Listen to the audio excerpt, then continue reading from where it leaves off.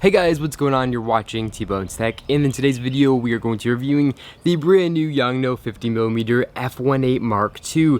Now this lens is the replacement to Yongnuo's nifty 50 knockoff, which only costs $50. That lens was wildly popular among thrifty photographers, and this Mark II version is definitely still trying to hit that market, but this one comes in at a price tag of $75, so $25 more than the original one. But $75 for a lens is still really cheap. So in today's video we are going to be finding out if it's worth it to pick up this lens for only $75. As far as build quality goes, this new Mark II Yongnuo has much better build quality than the original one, and it's actually a lot better than Canon's non-STM 50mm F1.8 lens. This lens unfortunately does not have full-time manual focusing, but that's kind of to be expected with a lens from this price point. So that means if you have this lens in autofocusing mode and then you want to manual focus the scene, you can't just turn the focus ring without first switching it back to manual focus mode without damaging the motor.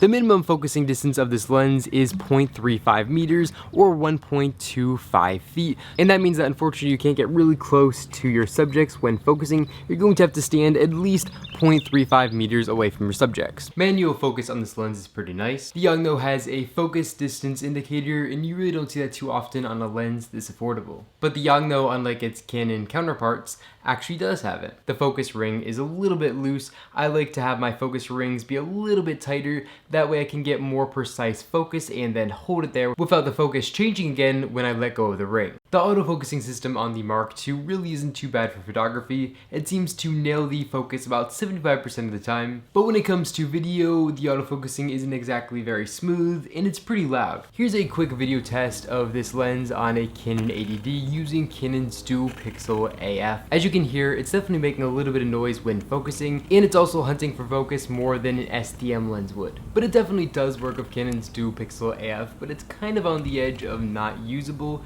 If you're looking for a 50mm lens that can autofocus during video, I'm going to want to steer you more towards the Canon 50mm F1.8 STM lens. It's going to cost a little bit more money, but it's definitely worth that extra money just for the autofocusing during video. But if you like to manually focus most of your shots, this lens can definitely get the job done. It has a 58mm filter size, and that's really nice because it fits the same filter size as a Canon 18-55mm lens has. So if you already own some filters with your kit lens, they're going to work perfectly with this one. The lens flare is pretty decent. Nothing too crazy, but definitely not bad. It also has a really nice all-metal back, and my $300 Canon 10-18mm lens doesn't. Like I said, I picked up mine for $75, but who knows, prices can only go down. So for current pricing and availability, I'm going to leave a link in the description down below where you guys can check this lens out on Amazon.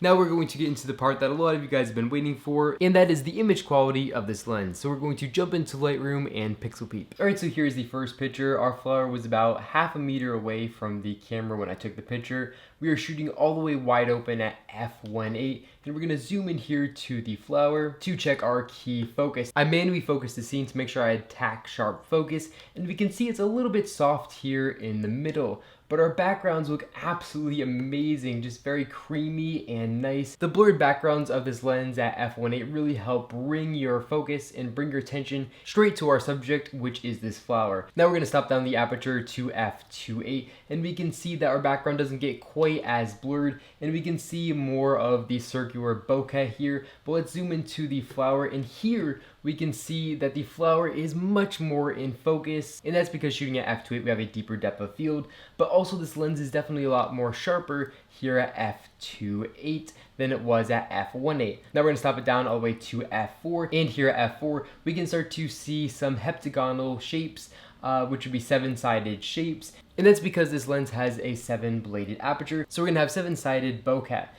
This one looks pretty distracting, and this bokeh is going to be a little bit distracting from our subject. It definitely doesn't look that bad, but it's definitely going to be more distracting. Now we're going to stop it down to f5.6, and now we can definitely tell this heptagonal bokeh is definitely very distracting and definitely taking the focus away from our subject. But we're going to zoom into our subject here, and we can see that it is very crisp and very clear. This next picture was also shot on the Canon 6D at f1.8, and we're going to take a look at the vignetting of this picture. So we're going to first zoom into the center, and we can see that it is definitely reasonably bright, and we're going to take a look at the sharpness. Again, at f1.8 the middle of the scene isn't quite as sharp, but if we stopped it down to f2.8, we can definitely see there's a lot more detail gained here when shooting at f2.8 on this lens. We're going to take a look at the vignetting now here in the corners and the sharpness here in the corners. So even though it wasn't extremely sharp here at f1.8 in the middle, let's take a look at how sharp it is here in the corners. And if we go all the way to the corner of this frame, we can definitely see it's definitely suffering from vignetting. And then also it's just much less sharp here in the corners than it was in the middle of the frame. And now let's see what the corners look like, stop down to f1.8. And here we can see that the corners of the pictures are way brighter at f2.8, and they're also much sharper here at f2.8 than they were at f1. Now let's stop our aperture down one more time to f4 and see what it looks like here. And here at f4 we can see we gain a lot more detail here in the bricks, and here at f4 we can see that we gain a lot more detail here in the bricks, and that our corners again get much brighter when shooting at f4 than when shooting at f1.2 or f2.8. Now let's see what this picture looks like at f4. So here's what the picture looks like at f4, and we can see that the picture definitely gets brighter here in the corners, and we're also getting a lot more extra sharpness when shooting at f4 than we did at f1.8 or f2.8. Now we're going to stop down one more time to f5.6 and see if it's any different than f4. And here at f5.6 we can see we gain a little bit more sharpness, but definitely nothing too crazy. Alright, so now we're going to switch to an APS-C camera, the Canon 80D. Now I didn't move my tripod or anything like that. I just put a Canon 80D and I put on the Yongnuo 50mm lens, and we can see here it's zoomed in a lot more than the other picture. That's because of the 1.6 times crop factor. So the 1.6 times crop factor should work to our advantage here by getting rid of those dark corners, because with a crop camera we're zooming into the center of the lens, and that's going to hopefully get rid of a lot of sharpness issues and of course that vignetting. So let's start off by zooming into the center to check the sharpness of the picture. So this is at f1.8 on the Canon 80D. Now let's stop it down to f2.8, and here, just like the full frame 60, we're gaining tons of sharpness here shooting at f2.8 rather than shooting at f1.8. Now let's stop down to f4, and again we definitely gain a lot of sharpness here when shooting at f4 than we did at f1.8 or f2.8. Now last here we are going to check this lens for chromatic aberration problems. So we're going to zoom into this high contrast area part of the picture, and you can see there's definitely some chromatic aberration here when shooting at f1.8.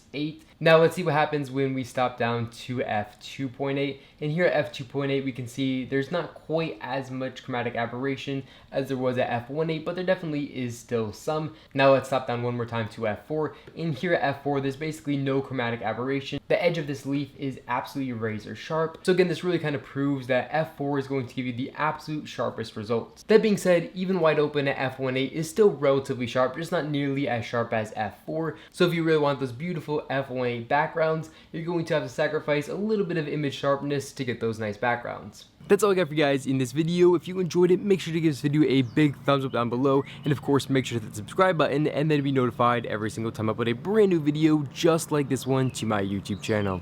Again, thank you all so much for watching this video, and I'll catch you all in the next one.